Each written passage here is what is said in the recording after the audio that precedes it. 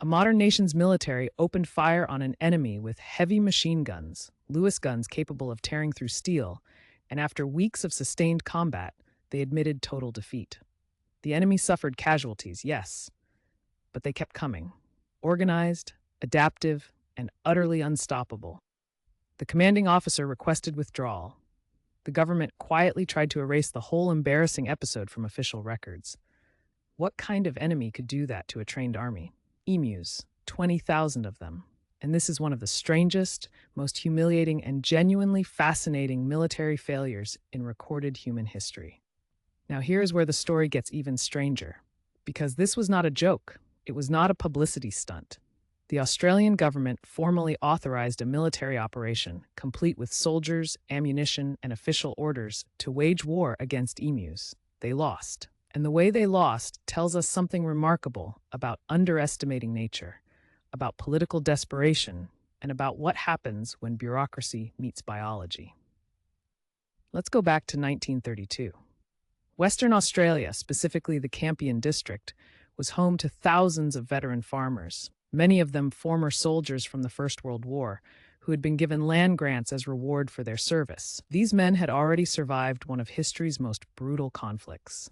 They were tough, organized, and determined. But the Depression had crushed wheat prices, and now a new threat was emerging from the outback. Every year, emus migrated toward the coast after breeding season. In 1932, approximately 20,000 of these massive birds descended on the farmlands of Campion. And emus are not gentle creatures. Standing nearly 6 feet tall and weighing up to 130 pounds, they plowed through crops, broke fences, and opened gaps that allowed rabbits to pour in behind them, doubling the destruction. The farmers were desperate. They lobbied the government. They needed help. The government's solution was Major G.P.W. Meredith of the Royal Australian Artillery. He arrived with 2 soldiers, 2 Lewis guns, and 10,000 rounds of ammunition. The plan seemed completely reasonable. Herd the emus toward a single point, open fire, eliminate the problem in days. Simple, clean, military efficiency. Except nobody told the emus. On the 2nd of November, 1932, the operation began.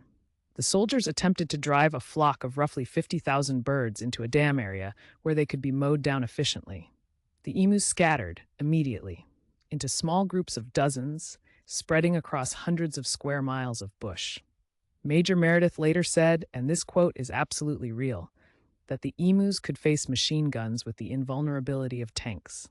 He said they were like Zulus, whom even dum-dum bullets could not stop. If you are finding this story as extraordinary as I am, do us both a favor right now. Hit that like button and subscribe so you never miss another deep dive like this one. History is full of moments this strange, and we find every single one of them. Back to the battle. After the first disastrous engagement, operations were suspended due to rain. When they resumed, the results were no better. The Lewis guns jammed repeatedly in the dusty outback conditions. The emus scattered before soldiers could get close enough for effective range. When soldiers did manage to fire sustained bursts into a flock, the birds simply split apart, regrouped, and continued moving.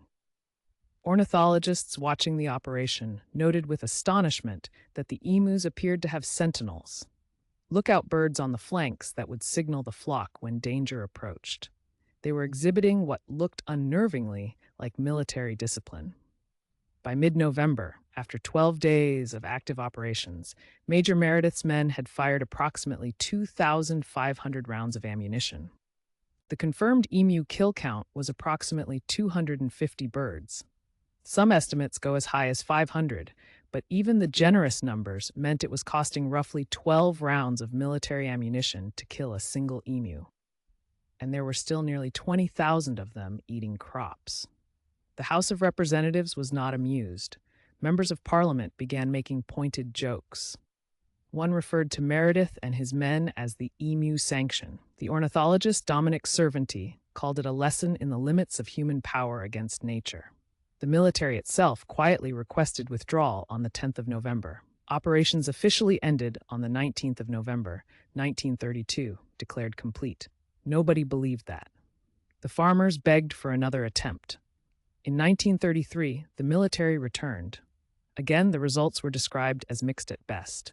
The emus had apparently adapted.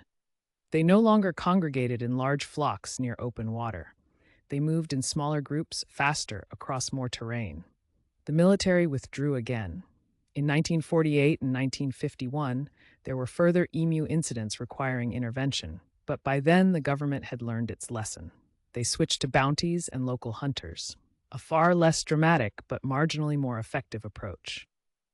What makes the Great Emu War so endlessly fascinating is what it reveals about the gap between human confidence and natural complexity. Major Meredith walked into the outback with machine guns and expected a slaughter.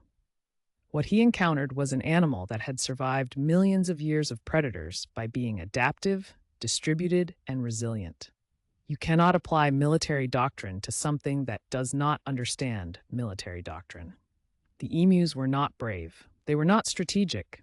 They were simply doing what evolution had perfected over millions of years, and it was enough to beat guns. The farmers did eventually find partial relief through government-funded fencing programs. Hundreds of miles of emu-proof fencing were constructed across Western Australia, and these proved far more effective than any Lewis gun ever had. The solution was not to fight the emus, it was to work around them. Today, the Great Emu War is one of Australia's most beloved historical footnotes, the subject of documentaries, articles, books, and endless national self-deprecating humor. Australians tell this story with a grin, which is probably the correct response. The alternative is too humbling. So the next time someone tells you that technology always beats nature, that military force solves complex problems, or that planning beats adaptation, remember 20,000 emus walking calmly through machine gun fire and continuing to eat wheat. And remember that the officers on the other end of those guns had to file official reports explaining exactly what had gone wrong. If this story fascinated you as much as it should have, please like this video, share it with someone who loves history, and subscribe for more extraordinary, strange, and genuinely true stories from the past. History is never boring when you know where to look. We will see you in the next one.